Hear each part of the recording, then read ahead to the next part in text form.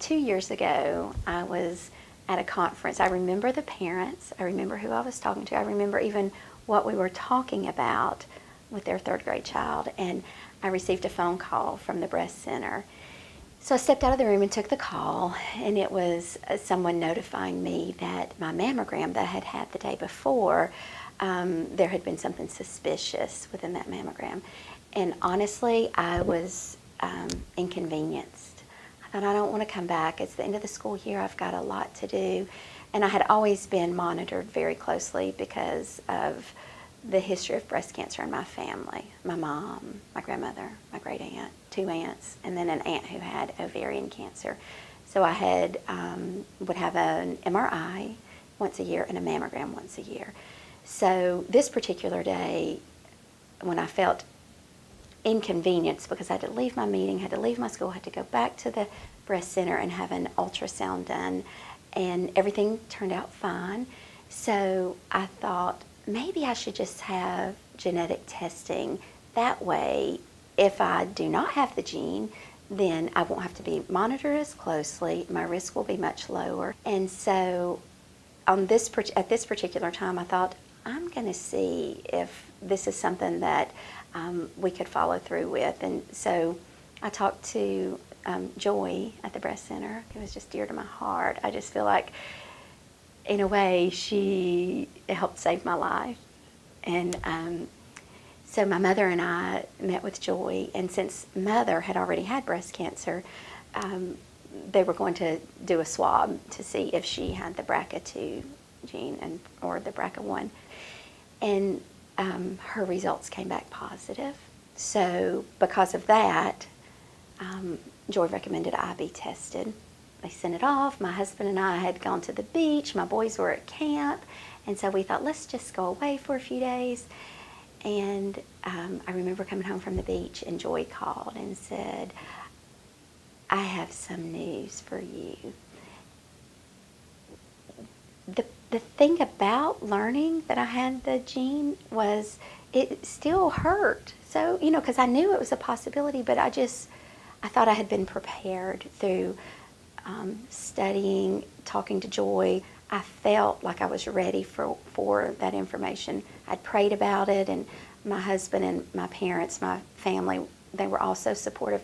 But when Joy called and said I had the BRCA2 gene, I just remember my husband pulling over and crying, and he just held me while I cried because it was just a shock.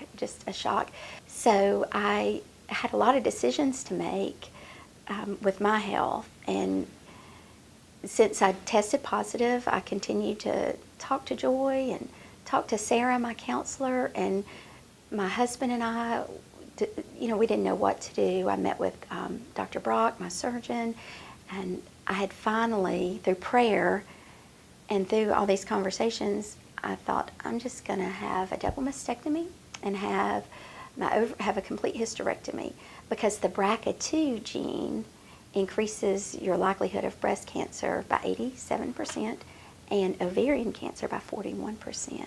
So I thought, I'll just get rid of all that, and then I won't, I can lower the risk of me, or the likelihood of me having breast cancer. And when I had my double mastectomy, it was traumatizing, to say the least. It's just a shock to see what actually happens. That's what's going to happen. They're going to remove your breasts. But I remember coming home, and didn't want my husband to see me. And as loving and kind and compassionate as he was, I was mortified. I could hardly look at myself when they took the bandages off. And I remember my best friend came, and my mom came, and my husband said, oh, they're here. Come on in. And at this time, I was still getting out of the shower, and I said, no, I don't want anybody to see me. I can't even look at myself. So once I got past that, and I just feel like God gave me such a peace with all of that. I felt like that decision was prayerfully sought to have those surgeries, so I was at peace with that. And about a week later, Dr. Brock called, and I should have known because he called late, and he called on my cell phone. And he said, hey, he said, do you know how lucky you are And I said, oh, everything's good. I'm feeling well. Did my pathology report come back good? I never even thought that I could have breast cancer because that's why I was having my breast removed. And he said, no, the pathology report showed that you had a tumor in your left breast the size of a raisin. And my head was spinning. I thought, what in the world does that mean? I don't have breast cancer because I had my breast removed. And my heart just broke for my children. If I were to die, my husband would be fine. I know where I'm going to be. But I thought about my kids, that nobody can mother them like I mother them. And so after meeting with Dr. Dillman and Dr. Brock, they wanted to make a determination of if the cancer had spread. And so I had additional tests and additional procedures. I had a lymph node removed, and it had spread to my lymph nodes. And so I learned that it was stage 3.